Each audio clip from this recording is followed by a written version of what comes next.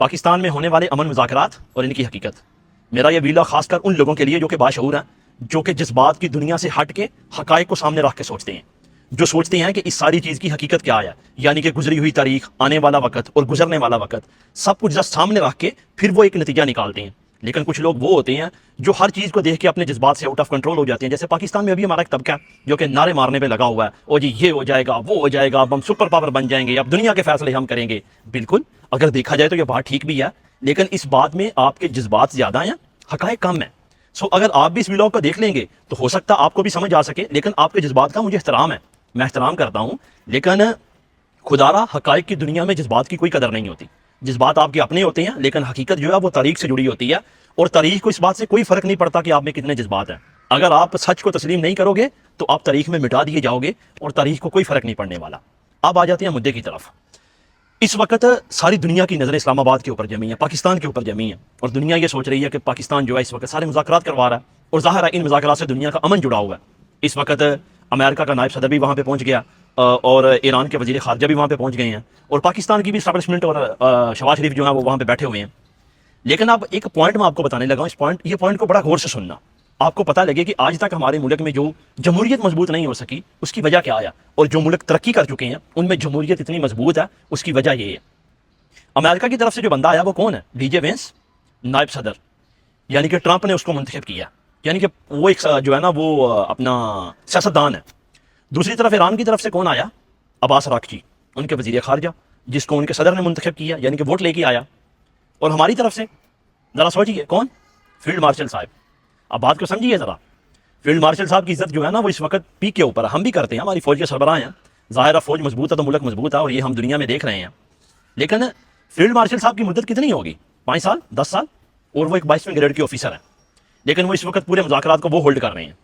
اس کا ثبوت یہ ہے کہ آپ اس وقت پاکستان میں جتنا بھی سوشل میڈیا یا الیکٹرانک میڈیا ہے نا، اس کو آپ اٹھا کے دیکھ لیں، جن کو ہماری اسٹیبلشمنٹ چلاتی ہے، تو اس میں آپ کو صرف اور صرف ہمارے فیلڈ مارشل صاحب کا نام نظر آئے گا۔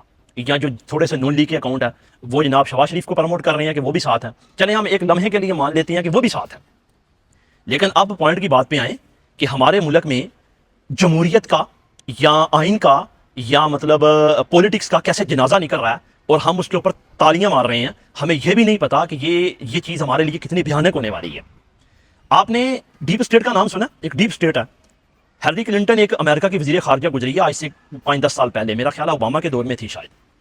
اس سے پہلے اس کا ایک انٹرویو پڑا ہوا ہے یوٹیوب کے اوپر، آپ کبھی دیکھنا۔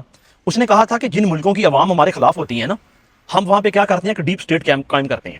وہ ڈیپ اسٹیٹ کیا ہوتی ہے کہ وہ لوگ ایسے ہوتے ہیں جو حکومت میں نہیں ہوتے، لیکن پورے کا پورے ملک کا کنٹرول ان کے قبضے میں ہوتا ہے۔ جیسے ہماری اسٹیبلشمنٹ اس وقت اتنی مضبوط ہے کہ وہ جناب چاہے اگر پاکستان کی 25 کروڑ عوام نے بھی کسی کو ووٹ کیا ہے نا، اور دوسری طرف ان کا بندہ جس کو ایک بندے نے بھی ووٹ نہیں دیا، تو وہ اس کو لا کے بٹھا دیں گے، ان کو کوئی فرق نہیں پڑتا۔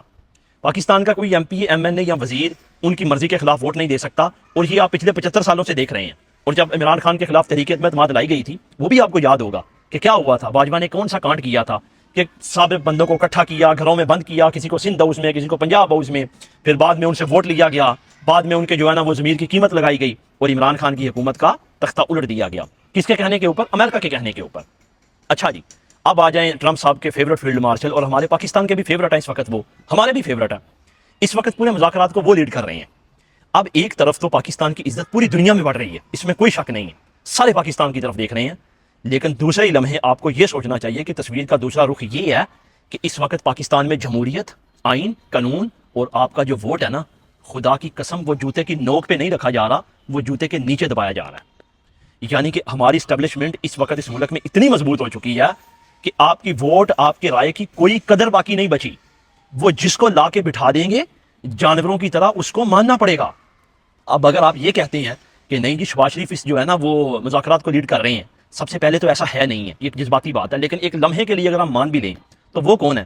وہ بھی تو الیکشن ہارا ہوا ہے نا، فارم 47 کی مدد سے اس کو بٹھایا گیا تھا نا، جو پنجاب کے اوپر وزیر اعلیٰ یا پورے کا پورا یہ جو سیٹ اپ ہے، اس کو عوام نے ریجیکٹ کیا۔ ابھی بھی عوام کے اندر اگر یہ الیکشن کروانے چلے جائیں تو عوام ان کو ریجیکٹ کرے گی، لیکن ہماری اسٹیبلشمنٹ کو یہ منظور ہے، اور یہ سارے کے سارے کام کروا رہے ہیں۔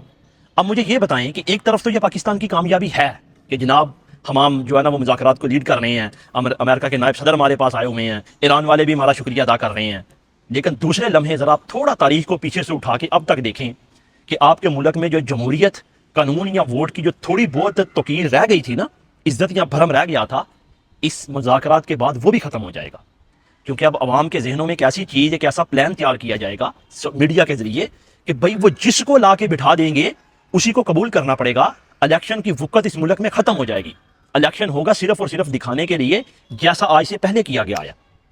اب اس میں کوئی عمران خان کی سپورٹ نہیں کر رہا، شہباز شریف کے خلاف نہیں ہوں، اسٹیبلشمنٹ کے خلاف نہیں ہوں، میں آپ کو حقائق بتا رہا ہوں، میں آپ کو فیکٹ بتا رہا ہوں، میں آپ کو وہ سسٹم بتا رہا ہوں جو سسٹم آپ کے اوپر نیا لانے کی تیاری کی جا رہی ہے، جس کو ہائبرڈ نظام کہتے ہیں، کہ وہ جس طرح بھی آپ کو دھکا لگا دے گا نا، آپ کو وہ دھکا قبول کرنا پڑے گا، چاہے وہ آپ کو دھکا نہر میں لگا دے، چاہے آپ کو دھکا سمندر میں لگا دے، یا آپ کو دھکا پہاڑ کے اوپر سے لگا دے، آپ اس دھکے کے آگے رک نہیں سکتے۔ یہ ایک حقیقت ہے، اور یہ پاکستان کی عوام کے لیے اتنی خوفناک ہے کہ آپ سوچ بھی نہیں سکتے۔ پہلے تو ہمارے جرنیلوں کو کوئی بھی کام کرنے سے پہلے تھوڑا وہ سوچتے تھے نا، لیکن اب نہیں وہ سوچیں گے، کیونکہ ان کو پتہ ہے کہ ہم نے عوام کے ذہنوں میں یہ چیز بٹھا دی ہے کہ ہم جو کریں گے وہ عوام ہماری قبول کر لے گی۔ آپ اس حقیقت کو سمجھنے کی کوشش کیجئے۔ جذباتی باتیں آپ کر رہے ہیں، بالکل کر رہے ہیں، پاکستان کا مقام اس وقت پیک کے اوپر ہے، لیکن یہ کر کون رہا ہے؟ یہ کر کون رہا ہے؟ مجھے یہ بتائیں۔ یہ ہماری کوئی بھی جمہوری حکومت نہیں کر رہی، ہمارے فوجی جرنیل اور ان کا بٹھایا ہوا ایک بندہ جو الیکشن ہارا ہوا وہ کر رہا ہے، اور یہ کرنے سے دنیا میں تو ہماری عزت پاکستان کی بڑھ رہی ہے، لیکن عوام کے اندر آپ کا ووٹ، آپ کا آئین، آپ کا قانون، آپ کی رائے ہمیشہ کے لیے ختم کر دی گئی ہے میرے بھائی۔ آپ کو نہیں پتا کہ آپ کی رائے کو اٹھا کے تاریخ کے کوڑا دان میں پھینک دیا گیا اور کوئی بھی اس کو نکالنے والا نہیں ہے۔ اس لیے پاکستان زندہ باد کے نعرے لگانے چاہیے۔ پاکستان زندہ باد تھا، زندہ باد ہے اور زندہ باد رہے گا، لیکن اس کے ساتھ اللہ کا نام لیں اور جو ہے نا اپنی جمہوریت، اپنے ووٹ اور اپنے آئین کے جنازہ پڑھ دیں۔ آج سے اس کی وقت ختم ہو گئی۔ آج سے آپ کی رائے، آپ کا ووٹ جوتے کے نیچے ہے، چاہے آپ جس کو بھی دیں۔ حالانکہ پہلے بھی یہ تھا، لیکن پہلے پھر بھی کرنے سے پہلے ڈرتے تھے، بھرم تھا، لیکن آج کے بعد اس ملک کی 25 کروڑ عوام انسان نہیں، وہ جانور ہیں، وہ بھیڑ بکری ہیں، وہ جتنا مرضی چیخیں چلائیں، جس کو مرضی ووٹ دیں، آئے گا وہ جس کو وہ چاہیں گے۔ یہ ایک حقیقت ہے، آپ اس کو قبول کریں یا نہ کریں، تاریخ کا کچھ نہیں جائے گا، لیکن تاریخ آپ کو مٹا دے گی۔